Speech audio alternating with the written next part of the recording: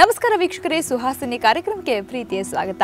ಇವತ್ತಿನ ಮಕ್ಕಳಂತೂ ಸಿಕ್ಕಾಪಟ್ಟೆ ಬ್ರಿಲಿಯಂಟ್ ಅಲ್ವಾ? ಅವರ ಬುದ್ಧಿವಂತಿಕೆ ಮತ್ತು ತಿಳುವಳಿಕೆಗೆ ದೊಡ್ಡವರಾದ ನಾವು ಕೂಡ ತಲೆಬಾಗಲೇಬೇಕಾಗುತ್ತೆ. ಆದರೆ ಇವತ್ತಿನ ಲೈಫ್ ಸ್ಟೈಲ್ ಮತ್ತು ಒತ್ತಡಮಯ ಜೀವನ ಮಕ್ಕಳ ಮೇಲೆ ಯಾವ ರೀತಿ ಪ್ರಭಾವ ಬೀರ್ತಾ ಇದೆ, ಅವರ ಮಾನಸಿಕ ಆರೋಗ್ಯ ಹೇಗಿದೆ, ಮಾನಸಿಕ ನ್ಯೂನತೆಗಳಂತಹ ಕೆಲವೊಂದು ಸಮಸ್ಯೆಗಳು ಅವರನ್ನ ಕಾಡ್ತಾ ಇದೆಯಾ? ಇಂತಹ ಒಂದು ಇಂಪಾರ್ಟೆಂಟ್ ಮಾಹಿತಿಯೊಂದಿಗೆ ಇವತ್ತಿನ ಸುಹಾಸಿನಿಯಲ್ಲಿ ನಾನು ನಿಮ್ಮ ಮುಂದೆ ಬಂದಿದ್ದೀನಿ. ಬನ್ನಿ ಹಾಗಾದ್ರೆ ಕಾರ್ಯಕ್ರಮ ಶುರು ಮಾಡೋಣ. ಮತ್ತೊಮ್ಮೆ ಕಾರ್ಯಕ್ರಮಕ್ಕೆ ಸ್ವಾಗತ. ನಾನು ನಿಮ್ಮ ಗೆಳತಿ Sabitha.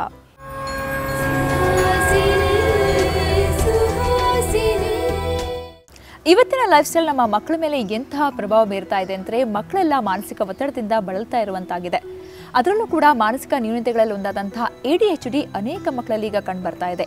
Attention deficit hyper activity disorder ಅಂತ ADHD ಅನೇಕ ಮಕ್ಕಳಲ್ಲಿ ಕಂಡು ಬರ್ತಾ ಇದ್ದು, ಇದು ಕಾಯಿಲೆ ಎಲ್ಲ, ಬರೀ ನ್ಯೂನತೆ ಅಷ್ಟೇ ಅಂತ ತಿಳಿಸ್ಕೊಡೋದು ನಮ್ಮ ಉದ್ದೇಶ.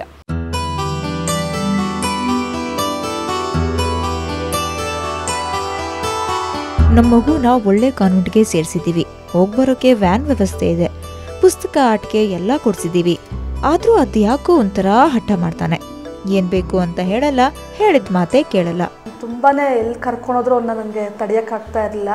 ಒಂದು ನಿಮಿಷ ಕೂತ್ಕೋತಾ ಇರಲಿಲ್ಲ. ಎಲ್ಲಾರ ಅಟ್ಲೀಸ್ಟ್ ಅಕ್ಕಪಕ್ಕ ಮನೆ ಆಗಲಿ ಆಟ ಆಡೋಕ್ಕೆ ಕರ್ಕೊಂಡೋಗ್ಲಿ, ಅವ್ರನ್ನ ಯಾರನ್ನಾರ ಒಬ್ಬರು ತೀಟೆ ಮಾಡೋದು, ಇಲ್ಲ ಅವ್ರಿಗೇನಾರ ಹೋಗ್ತಾ ಇದ್ರೆ ಅವ್ನ ಕಾಲು ಅಡ್ಡ ಕೊಡೋದಾಗಲಿ ಇದಾಗಲಿ. ಹೊರಗಡೆ ಅಟ್ಲೀಸ್ಟ್ ಮನೇಲಿ ನಾನು ಕಂಟ್ರೋಲ್ ಮಾಡ್ಬೋದಾಯಿತು. ಹೊರಗಡೆ ಎಲ್ಲಾರ ಕರ್ಕೊಂಡೋರು ಹೇಳಿದ ಮಾತ್ರ ಕೇಳ್ತಾ ಇರಲ್ಲ. ಸ್ವಲ್ಪನೂ ಒಂಚೂರಿದೆ ಕೇಳ್ತಾನೆ ಇರಲ್ಲ. ಸ್ವಲ್ಪ ನನಗೇನು ಗೊತ್ತಾಗ್ತಾನೆ ಇರಲ್ಲ. ಇಲ್ಲ ಬೇಕು ಅಂತ ಪ್ರಿಟೆಂಡ್ ಮಾಡೋನು, ಏನೂ ಗೊತ್ತಾಗ್ತಾ ಇರಲ್ಲ.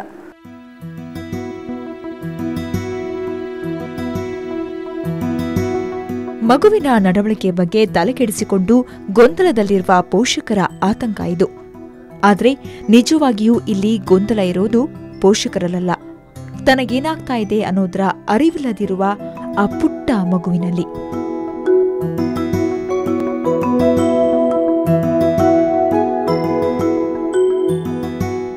ಏನೋ ಚಡಪಡಿಕೆ, ಅಸಂಬದ್ಧ ಮಾತು, ಓದಿನಲ್ಲಿ ನಿರಾಸಕ್ತಿ, ವಿಪರೀತ ಕೋಪ, ತೀವ್ರ ಉದ್ವೇಗಕ್ಕೊಳಗಾಗುವ ಈ ಮಕ್ಕಳು ಬೇರೆ ಮಕ್ಕಳಿಗೆ ತೊಂದರೆ ಕೊಡೋದು, ತಂಟೆ ತರಲೆ ಮಾಡೋದು ಸಾಮಾನ್ಯ.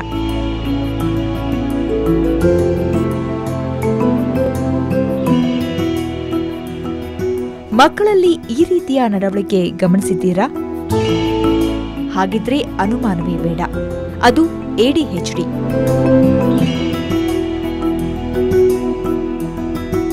ADHDನಲ್ಲಿ ಗುರುತಿಸೋದು ಬಹಳ ಕಷ್ಟ ಆಗ್ತದೆ.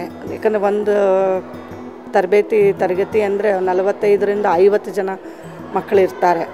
ಸೊ ಒಬ್ಬೊಬ್ಬರು ಒಂದೊಂದು ರೀತಿ ಇರ್ತಾರೆ, ಎಲ್ಲರೂ ಒಂದೇ ಥರ ಇರ್ತಾರೆ ಅಂತ ಹೇಳೋಕ್ಕಾಗಲ್ಲ.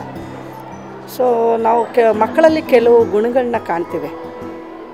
ಅದು ಏನು ಅಂತಂದರೆ, ಕೆಲವು ಮಕ್ಕಳು ಕೂತ್ಕೊಂಡು ನಾವು ಏನಾದರೂ ಒಂದು ಪಾಠ ತರಗತಿ ನಡೆಸಬೇಕಾದ್ರೆ, ತರಗತಿ ನಡೀತಾ ಇರಬೇಕಾದ್ರೆ ಅವರು ಕೇಳಿಸ್ಕೊಳ್ತಾ ಇದ್ದಾರೆ ಅಂತ ನಮಗೆ ಅನಿಸಿದ್ರು ಕೂಡ ಕೆಲವು ಮಕ್ಕಳು ಅದನ್ನ ಕೇಳಿಸ್ಕೊಳ್ತಾ ಇರಲ್ಲ. ADHD attention deficit hyper activity disorder. ರಾಜ್ಯದಲ್ಲಿ ಇತ್ತೀಚೆಗೆ ಈ ಸಮಸ್ಯೆಯಿಂದ ಬಳಲ್ತಾ ಇರುವ ಮಕ್ಕಳ ಸಂಖ್ಯೆ ಹೆಚ್ಚಾಗ್ತಿದೆ. ಅಂದ್ರೆ ತಜ್ಞರ ಪ್ರಕಾರ 10 ಮಕ್ಕಳಲ್ಲಿ 1 ಮಗು ಇಂತಹ ಸಮಸ್ಯೆಯಿಂದ ಬಳಲ್ತಾ ಇದೆ. 70-80% ಅನುವಂಶೀಯವಾಗಿ ಬರುವ ಈ ಸಮಸ್ಯೆ ಗಂಡು ಮಕ್ಕಳಲ್ಲೇ ಜಾಸ್ತಿ. ಇತ್ತೀಚಿನ ಬದಲಾದ ಜೀವನ ಶೈಲಿ, ನಾನಾ ಕಾರಣಗಳಿಂದಾಗಿ ಈ ಸಮಸ್ಯೆ ಹೆಚ್ಚಾಗ್ತಿದೆ ಅಂತಾರೆ ತಜ್ಞರು. ಶಿಕ್ಷಕರಿಗೆ ನಾನು ಹೇಳಬಲ್ಲೆ, ಈ ಮಗುವಿನಲ್ಲಿ ಈ ಅಂಶಗಳನ್ನ ನೀವು ನೋಡಿ.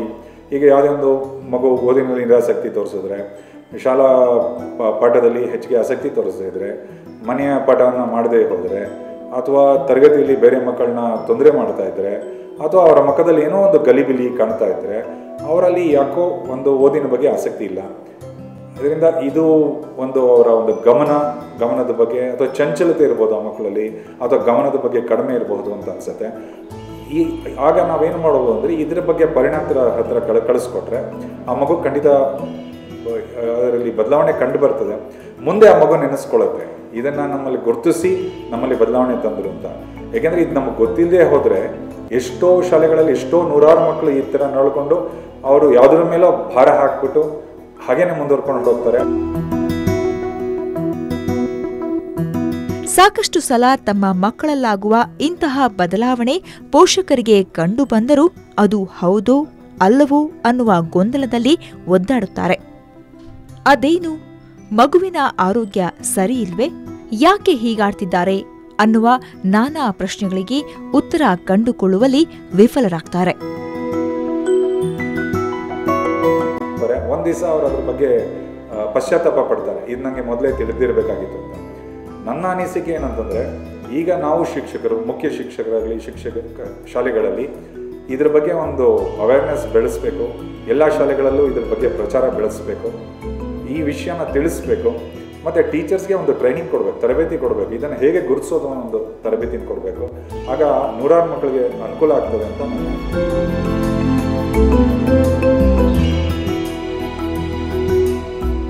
ಇನ್ನೂ ಹೆಚ್ಚು ಸಮಯವನ್ನ ಮಕ್ಕಳೊಂದಿಗೆ ಕಳೆಯುವ ಶಿಕ್ಷಕರ ಹೊಣೆಗಾರಿಕೆ ಅತ್ಯಂತ ಮಹತ್ವದ್ದು.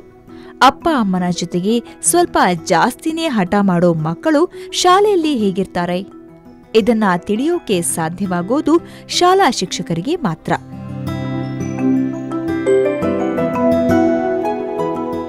ಶಿಕ್ಷಕರಾದವರು ಇಂಥ ಒಂದು ಏಕಾಗ್ರತೆಯ ನ್ಯೂನ್ಯತೆ ಇರುವಂಥ ಮಕ್ಕಳನ್ನ ಏಕಾಗ್ರತೆಯ ಕೊರತೆ ಏನಿದೆ ಅಂತ ಅನ್ನೋದನ್ನ ಗುರುತಿಸಿ ಅಂಥ ಮಕ್ಕಳಲ್ಲಿ ಏನು ಸಾಧ್ಯತೆ ಇದೆಯೋ ಅಂಥ ಮಕ್ಕಳಿಗೆ ಏನು ಸಹಾಯ ಮಾಡ್ಬೋದು ಅಂಥದ್ದನ್ನ ಶಿಕ್ಷಕರಾದವರು ಮಾಡಬೇಕಾದ ಕೆಲಸ.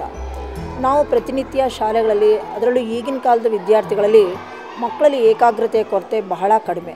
ಆ ಏಕಾಗ್ರತೆಗೆ ಸಾವಿರಾರು ಕಾರಣಗಳಿರ್ಬೋದು. ತರಗತಿಯಲ್ಲಿ ಬೋಧನಾ ಸಮಯದಲ್ಲಿ ಮಗು ಚಂಚಲತೆ, ಏಕಾಗ್ರತೆ ಇಲ್ಲದೆ ಇರುವಂಥದ್ದು, ಹಾಗೂ ಎಲ್ಲೋ ಗಮನ, ಗುಜುಗುಜು ತರಗತಿನಲ್ಲಿ, ಈ ಥರ ಹಲವಾರು ಕಾರಣಗಳನ್ನ ನಾವು ನೋಡ್ತೀವಿ ತರಗತಿಯಲ್ಲಿ. ಇಂಥ ಸಮಸ್ಯೆಗಳಿಂದಾಗಿ ಮಗು ಏನಾಗುತ್ತೆ, ಮಗುವ ಕಲಿಕೆಯಲ್ಲಿ ಹಿಂದುಳಿಯುವಂಥ ಸಾಧ್ಯತೆ ಇರುತ್ತೆ. ಈ ಪರಿಹಾರಗಳನ್ನ ಪರಿಹರಿಸಬೇಕು ಅನ್ನೋದು ನಮ್ಮ ಒಂದು ದೊಡ್ಡ ಸವಾಲಾಗಿದೆ. ಇದಕ್ಕೊಂದು ಪರಿಹಾರ ಹುಡುಕಬೇಕು ಅನ್ನೋದು. ಈ ಪರಿಹಾರ ಹುಡುಕಬೇಕಾದ್ರೆ ಈ ಕಾರ್ಯಾಗಾರ ಏನು ನಡೀತೋ ಅದರಿಂದ ನಾವು ಕೆಲವೊಂದು ಸಮಸ್ಯೆಗಳನ್ನ ಗುರುತಿಸೋದಕ್ಕೆ ಸಾಧ್ಯವಾಯಿತು.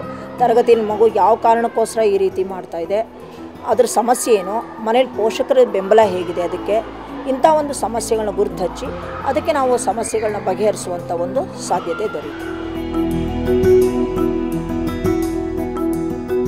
ಮಕ್ಕಳ ನಿಜವಾದ ನಡವಳಿಕೆ, ಸಮಸ್ಯೆ ಅವರಿಗೆ ಬೇಗ ಅರ್ಥವಾಗುತ್ತೆ.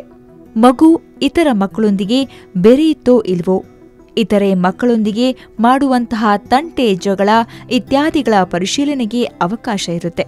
ಹೀಗಾಗಿ ಮಗುವನ್ನ ಸೂಕ್ಷ್ಮವಾಗಿ ಗಮನಿಸುವ ಅಗತ್ಯ ಇದೆ. ತರಗತಿಯಲ್ಲಿ ಚಂಚಲತೆ, ಎದ್ದು ಓಡಾಡುವಂಥದ್ದು, ಮತ್ತು ಬೇರೆ ಮಕ್ಕಳಿಗೆ ತೊಂದರೆ ಮಾಡುವಂಥದ್ದು, ಸುತ್ತಾಡೋದು ತರಗತಿಯಲ್ಲಿ, ಆಮೇಲೆ ಪಾಠ ಕೇಳಿಸ್ಕೊಳ್ತಾರೇ ಇರುತ್ತೆ ಮಗು, ಆದರೆ ಕೇಳಿಸ್ಕೊಂಡಿದೆಯೋ ಇಲ್ವೋ ಅಂತ ನಮಗೆ ಗೊತ್ತಲ್ಲ. ಮತ್ತೆ ಮರುಪ್ರಶ್ನೆ ಹಾಕಿದಾಗ ಮಗು ಅದಕ್ಕೆ ಉತ್ತರ ಕೊಡೋ ಸ್ಥಿತಿನಲ್ಲಿರಲ್ಲ. ಪಾಠ ಕೇಳಿಸ್ಕೊಳ್ಳೋ ಥರನೇ ಇರುತ್ತೆ ಮಗು, ಆದರೆ ಗಮನವಿಟ್ಟು ಕೇಳಿಸಲ್ಲ. ಈ ಅಟೆನ್ಷನ್ ಸ್ಪ್ಯಾನ್, ಏಕಾಗ್ರತೆಯ ಸಮಯ ಕಾಲಾವಧಿ ಏನಿದೆ ಅದು ಬಹಳ ಕಡಿಮೆ ಮಕ್ಕಳಲ್ಲಿ. ಹೀಗಾಗಿ ಇಂಥ ಸಮಸ್ಯೆಗಳನ್ನ ನಾವು ಪ್ರತಿನಿತ್ಯ ಕಾಣ್ತೇವೆ.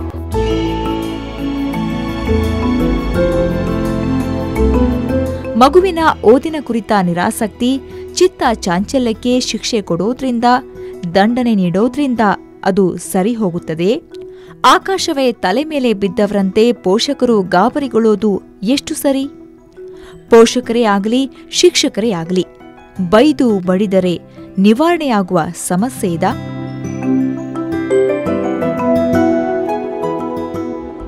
ADHD ಅಂದ್ರೆ ಅದೇನೋ ಭಯಾನಕ ಕಾಯಿಲೆ ಅಂತ ಅನ್ಕೊಳ್ಳುವಂತಹ ಅಪ್ಪ ಅಮ್ಮನಿಗೆ ಇದು ಕಾಯಿಲೆ ಎಲ್ಲ ಬರೀ ನ್ಯೂನತೆ ಅಷ್ಟೇ ಅಂತ ತಿಳಿಸ್ಕೊಡೋದೇ ನನ್ನ ಉದ್ದೇಶ ಅಂತ ಹೇಳಿದ್ನಲ್ವಾ. ಇದರ ಬಗ್ಗೆ ಮತ್ತಷ್ಟು ಮಾಹಿತಿ ಇದೆ ಚಿಕ್ಕ ಬ್ರೇಕ್ನ ನಂತರ.